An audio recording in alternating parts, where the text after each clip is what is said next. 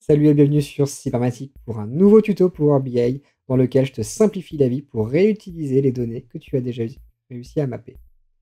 Il t'est déjà arrivé de travailler comme un fou sur ton rapport Power BI, tu as des requêtes très complexes, tu as beaucoup travaillé dessus, elles sont fonctionnelles.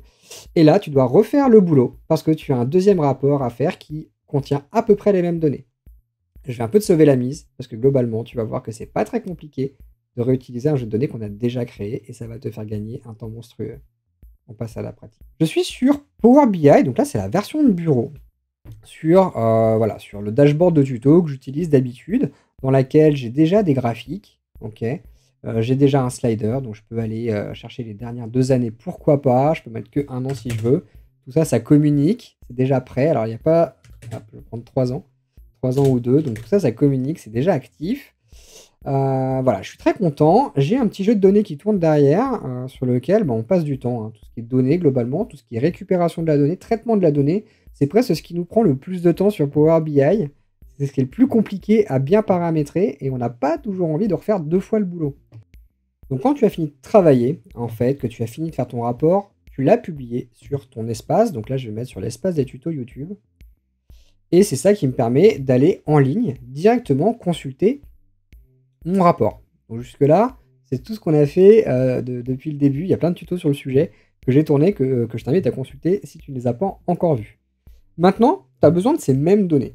Okay, et tu sais que tu as bossé pour réussir à atteindre ce résultat. Okay, donc tu as supprimé des colonnes, ajouté des colonnes, modifié des types, tu as fait tout plein d'opérations.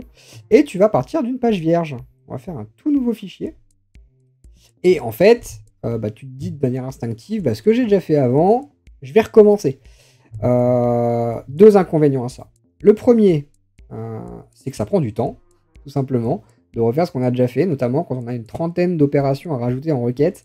Il faut être sûr de bien le faire. Donc après, il y a un moyen de les exporter facilement, qui se passe comme pour un fichier Excel, donc petite vidéo qui s'affiche en haut. Si vraiment tu veux gagner du temps pour refaire ta requête, tu peux.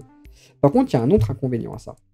C'est que quand tu vas modifier ta requête d'origine, potentiellement, tu vas vouloir que ta modification se répercute sur ton actuel nouveau rapport. Tu vas pas avoir envie de modifier 2 ou 3 fois la même requête. Tu aimerais bien avoir une seule requête qui marche pour tout. Et quand tu la modifies, ça se répercute sur l'ensemble. Bonne nouvelle, ça c'est possible.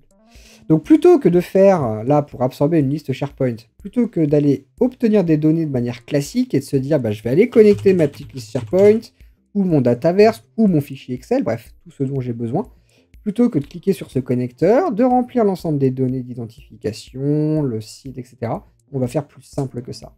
Infiniment plus simple que ça. Tu vas aller sur obtenir des données. Et là, tu vois la deuxième option. C'est pas pour rien qu'elle est en deuxième. C'est parce qu'elle est super utile. On va ajouter un jeu de données.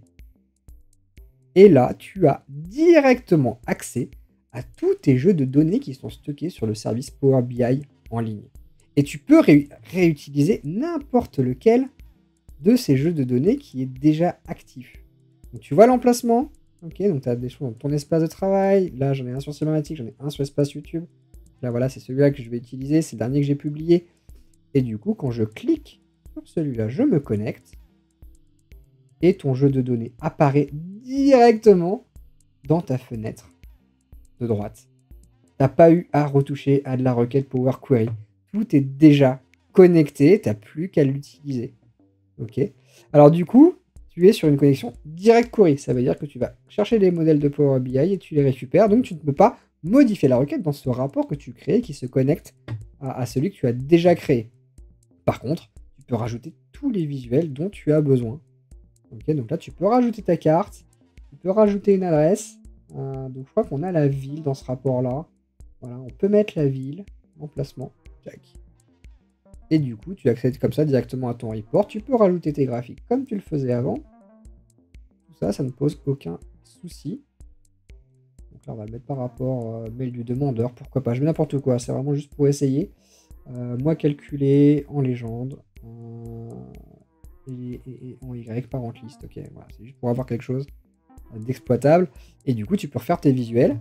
Et en fait, l'actualisation, c'est juste le fait d'aller récupérer un jeu de données Power BI.